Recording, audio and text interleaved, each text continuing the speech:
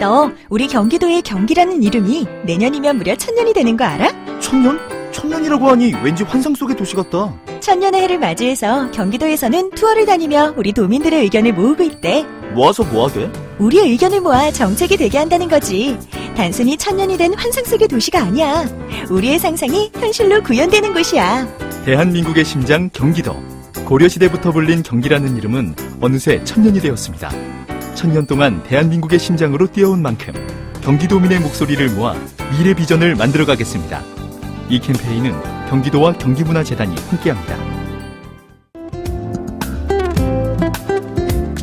사운드 오브 뉴스입니다. 김민아 기자 어서 오세요. 안녕하세요. 오늘 들어볼 소리요. 더불어민주당이 가짜뉴스 관련해서 고소고발을 200건을 넘게 하겠다는데요. 소리를 들어보시죠. 더불어민주당은 1월 29일 11시에 가짜뉴스 유포 및 명예훼손으로 211건을 고소하기로 결정하였습니다. 거짓말이야. 청와대에서 탄저균을 수입해 청와대 직원만 맞았다는 가짜뉴스. 문재인 대통령 임기가 2018년 2월 24일까지라는 가짜뉴스.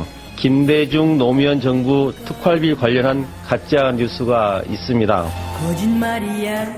명예훼손과 관련된 고발에는 문재인 대통령 합성사진을 유포한 자유한국당 김진권 군의원, 민주당 박영선 의원을 사칭하고 합성사진을 유포한 건이 포함되어 있습니다.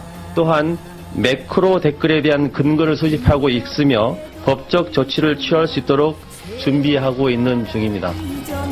무려 200건 넘게 한다고요? 그렇습니다. 지금 언급한 사례들이 뭐 어떤 것들이에요? 방금 나온 탄저균 백신 얘기 이건 잘 아실 것 같은데요. 많이 보도가 됐죠. 그렇죠. 청와대가 백신 500명분 들여다가 자기들끼리 맞았다 이런 얘기 나왔던 건데 이걸 2015년도에 미군기지 탄저균 배달 사고 이후에 예산이 편성이 됐고 이것에 따라서 수입한 것에 불과하다. 그리고 청와대 직원들은 백신을 맞은 바 없다라는 게 이제 청와대 해명이죠. 박근혜 정부 때 샀다는 거 아니에요? 그러기로 했다는 것이죠. 예. 또 김대중 노무현 정권 당시에도 국정원 특활비 전용이 있었다. 이것도 이제 여러 가지로 주장이 나와서 익숙한 얘기인 것이고 또 방금 들으신 문재인 대통령의 합성사진 이야기 이것은 자유한국당 소속인 김진권 태안군 의원이 유포한 이 사진이 김정은이 문재인 대통령 얼굴을 한 개 위에 올라타고 있는 이런 내용이다라는 것이죠. 아이고. 그래서 여러 가지가 있는데 방금 들으신 댓글 얘기도 있고요. 이게 과거에는 오프라인 중심으로 이제 흑색선전이 많이 이루어졌었는데 이게 온라인으로 옮겨오면서 파급력이 더 커진 상황 아니겠습니까? 네. 이 지방선거 앞둔 시점이기 때문에 더 많은 사례가 나올 것으로 예상이 됩니다. 또 이런 현상은 또 세계적 추세이기도 하기 때문에 여러모로 지금 문제인 것이죠. 금년 2월 24일이 문재인 대통령 임기 만료다라는 말도 안 되는 그런 것들도 퍼진단 말이에요? 그런 것을 이제 퍼뜨리는데 정권에 반대하다 보니까 여러모로 그런 불리하다 싶은 것은 무조건 퍼나르는 것이죠. 이런 가짜뉴스 아까 세계적 추세라고 그랬잖아요. 그렇습니다. 다른 나라들은 어떻게 대응합니까? 독일의 경우에 이제 난민 문제 관련 가짜뉴스가 아주 기승을 부렸었거든요. 그래서 올해부터 가짜뉴스나 혐오성 댓글, 게시물이 방치될 경우에 페이스북 등의 플랫폼 제공기업에까지 벌금을 매기기로 하는 그런 법안이 지금 시행을 한다고 합니다. 또 이탈리아의 경우에는 이 개헌 국민투표가 부결되는 과정에 러시아발 가짜뉴스가 상당한 영향력을 행사했다고 봐서 내무부 홈페이지에 가짜뉴스 신고 포털을 열어서 경찰이 수사를 하도록 하는 그런 이제 방안을 진행 중이라고 하고요. 프랑스의 경우에는 우리나라로 따지면 방통위에다가 가짜뉴스 검열 권한을 주는 방안을 에마니엘 마크랭 대통령이 신년사에서 직접 언급을 했고 또 영국은 별도의 국가안보 조직을 만들어서 허위 정보에 대응하도록 하겠다 이렇게 밝히고 있습니다. 예. 다만 이런 유럽 국가들의 경우에는 대개 이제 국가안보나 소수자 혐오 이런 거에 대한 가짜뉴스에 좀 방점을 찍고 논의를 진행하는 양상이어서요. 우리나라의 어떤 정파적 구도가 강화되어 있는 이런 가짜뉴스에 대해서는 물론 조치가 필요하지만 좀 더 섬세하게 이제 대책을 논의할 필요가 있을 것 같습니다. 네. 미국도 지난 대통령 선거 때부터 사실 이 문제가 논란이 컸었지 않습니까? 그렇죠. 세계적으로 골칫거리군요. 맞습니다. 네. 정말 좀 머리를 맞대고 좋은 방안을 찾아야 될 것 같네요. 다음 뉴스요. 이명박 정권 시절 국정원이 북한 관련 공작 업무 용도로 배정된 특수 공작비를 김대중 노무현 전 대통령의 해외 비자금 의혹 등의 어떤 관련 풍문 등을 뒷조사하는 데 쓴 것으로 드러났습니다. 검찰은 이런 혐의로 최종욱 전 국정원 3차장과 김승현 전 국정원 대북 공작국장에게 구속영장을 청구를 했는데요.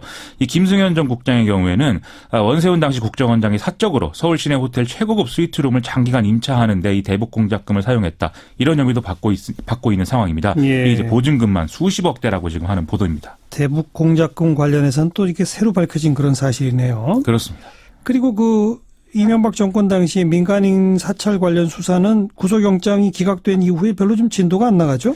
그렇습니다. 이게 당시에 국무총리실의 공직윤리지원관실에서 이제 민간인 사찰 문제가 주로 이제 문제가 됐는데 이때 장진수 주무관에게 입막음 목적으로 5천만 원을 전달한 사람이 장성명 전 청와대 공직기강 비서관이죠. 그런데 지난 목요일에 구속영장이 기각돼서 이 수사가 지금 진도를 못 나가고 있는 이런 상황입니다.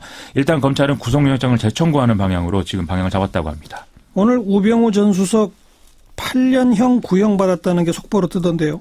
오늘 국정농단 관련 재판 결심 공판이 진행이 됐는데요.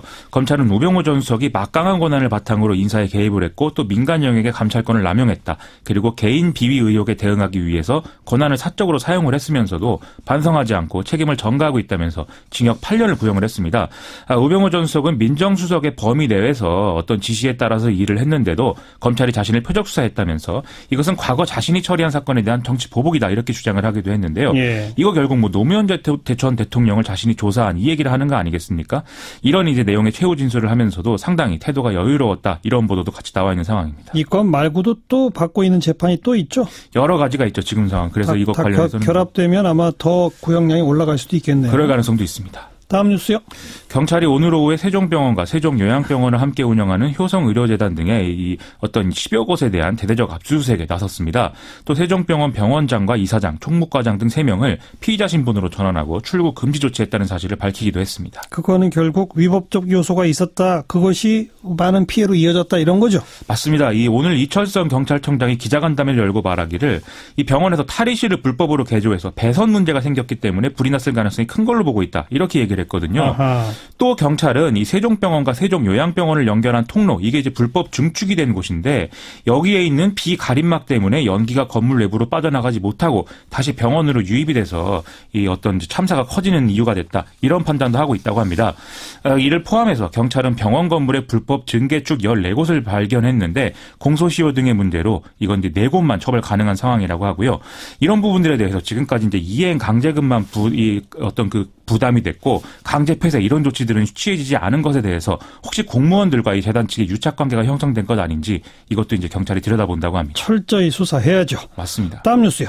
얼마 전 화재로 3남매를 숨지게 한 친모 모 씨가 구속된 사건이 기억하실 텐데요. 당시 경찰은 실화로 인해서 사건이 일어난 것으로 보고 중과실치사 혐의를 적용한 바 있습니다. 그런데 검찰이 지난 26일에 실화가 아니라 방화를 한 것으로 혐의를 변경해서 이 모 씨를 구속 기소한 사실이 오늘 알려진 상황입니다. 일부러 불을 질렀다는 방화. 그렇습니다. 그렇게 판단이 바뀐 이유는요? 애초에 경찰 판단은 국과수의 합동 화재 감식과 현장 검증을 해보니까 인화성 물질이 발견되지 않았다는 점 등을 이제 근거로 한 것이었는데요. 검찰의 추가 조사 과정에서 심리 분석을 해보니까 이 모 씨의 어떤 경찰 진술 과정에 좀 거짓 반응이 나타났다라는 것입니다. 검찰은 또 합성 소미불 이게 일명 이제 극세사이불 이런 건데요. 이런 경우에는 담뱃불에 의해서 불이 일어나는 것은 사실상 불가능하다. 이런 감정 결과도 확보를 했다고 합니다. 그래요? 그래서 종합을 해볼 때 이 모 씨는 당시에 전 남편 및 친구와 심하게 다퉜고 또 생계비 마련을 위한 인터넷 물품 사기 범행과 관련해서 밤새도록 변제의 독촉을 받고 있던 그런 상황이었기 때문에 그것 때문에 방화를 한 것이 아니냐 이렇게 판단이 된다는 것인데요. 이 모 씨는 당시 아파트 월세를 미납하기도 했고 자녀 유치원비를 5개월 연체한 상황이기도 했다고 합니다. 아유, 방화라면 정말 끔찍하군요. 그렇습니다. 수고하셨습니다. 고맙습니다. 김민아 기자였습니다.